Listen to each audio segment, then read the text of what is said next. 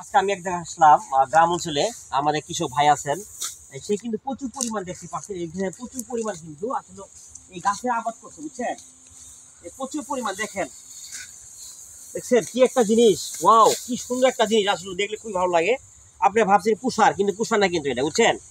এই যে দেখেন, দেখতে দেখতে আসলে পেয়ে গেছি ইনশাল্লাহ, আমাদের কৃষক ভাই পেয়ে গেছি যে বর্তমান যে ক্ষেতের মালিক এবং যে চাষ করছে, সে কিন্তু আসলে দেখতে পাচ্ছেন গাছ কিন্তু সে আসলে দেখেন গাছটা কিনে সে কাটতেছে, দেখছেন?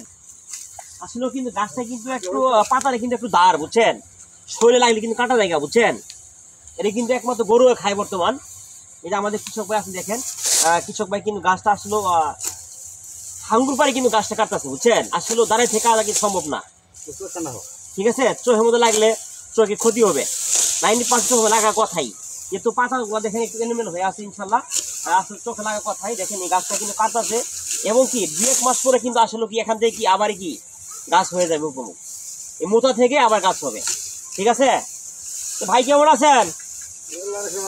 ভালো আছেন নি? আচ্ছা আচ্ছা, এই গাছ আপনার কয় মাস পর কাটেন? 35-40 দিন। হ্যাঁ, 35-40 দিন। 35 থেকে 40 দিন, মানে 1 মাস 10 দিন, 1 মাস 5 দিন। 1 মাস পর পরে মনে করেন গাছটা কিন্তু আবার উচ্চত হয়ে যায়, বুঝছেন? ভাই এলে কোন জায়গায় বেচবেন? আচ্ছা আচ্ছা, মাটিয়াগড়া বাজার, মানে একটা জায়গার নাম হলো মাটিয়াগড়া বাজার।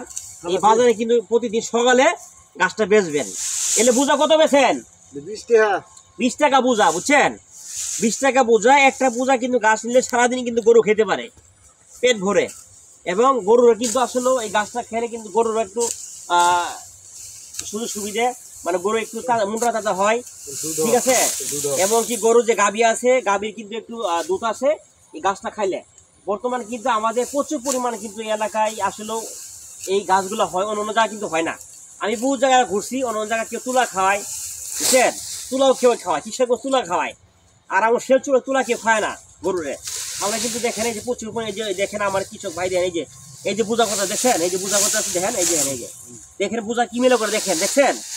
এই এই গাছে এখানে কি শাশুড়ি দেওয়া লাগে কিছু? মুরগির গুদেই। আচ্ছা আচ্ছা, এখানে গাছ উৎপাদন করতে গেলে মুরগির যে গু আছে, মানে যে তুষ আছে বয়লার মুরগি, সেটা দিতে হয়। এবং কি ডিএবি নামে একটা সার আছে, বুঝছেন? এই সারও কিন্তু এই গাছ দেওয়া লাগে, বুঝছেন? আসলে গাছে কিন্তু প্রচুর একটা তুর পারছে আমার, গাছের তুরে কিন্তু একটু হাঁচি আছে আমার, বুঝছেন? ঠিক আছে, আর সবাই ভালো থাকবেন। আসলেও একটা কথা বলি, এই গাছের নাম কি আমি গোপন রাখলাম। এই গাছের নাম কি অবশ্যই কমেন্ট বক্সে সবাই লিখবেন।